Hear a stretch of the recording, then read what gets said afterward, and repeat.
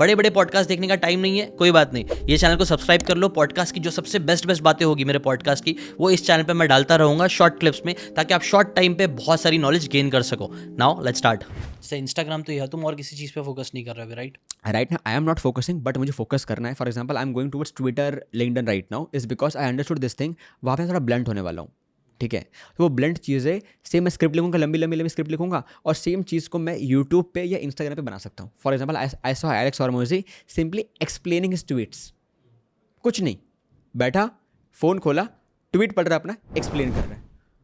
Shit, मतलब उसने literally एक ट्वीट लिखा, उससे यूट्यूब वीडियो बना दिया और उससे रील्स और शॉर्ट्स बना दिए, राइट? तो मेरे को ये करना है, मैं आऊँगा इस पर बहुत जल्द। मैंने किया नहीं अभी तक, मैंने लोगों के लिए बहुत किया, ये बहुत ज़्यादा किया लोगों के लिए, ठीक है? मैंने उनको सिंपली बोला ये वीडियो अच्छा, इसका स्क्रिप्ट बना के लिंक्डइन पर डाल दो।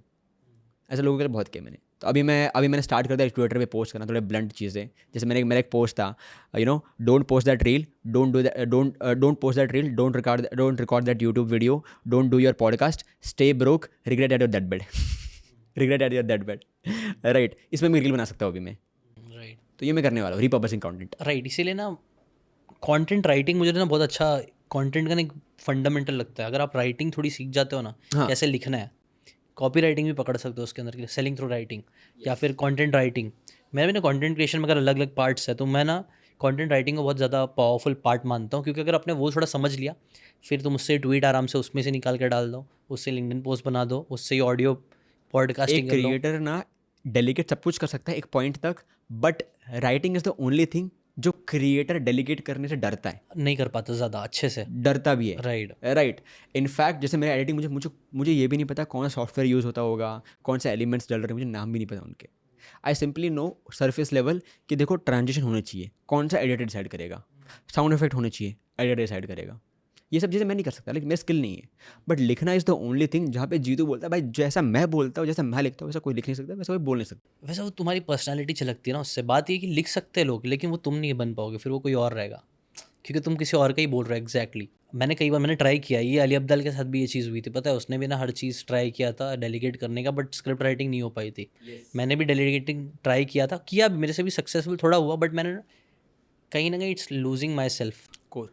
कोर थोड़ा सा ना वीक हो जाता है। आप किसी और की बातें बोल रहे हो, आप अपनी बातें नहीं बोल रहे हो, तो आपको घुसना ही पड़ता है वो स्क्रिप्ट। इसलिए मैं बार बार घुसता ही रहता हूँ, बार क्योंकि वो घुस के तभी आप बता पाओगे कि हाँ ये मेरी थिंकिंग है, ये मैं आप चाहता एक और चीज़ कर सकते हो, फिर business owner right now and you don't have time, हूँ। और आप बोलो मुझे डेलीगेट करना ही पड़ेगा, तो उस केस में थोड़ा सा स्ट्रक्चर्ड वे में कर सकते हैं इसको।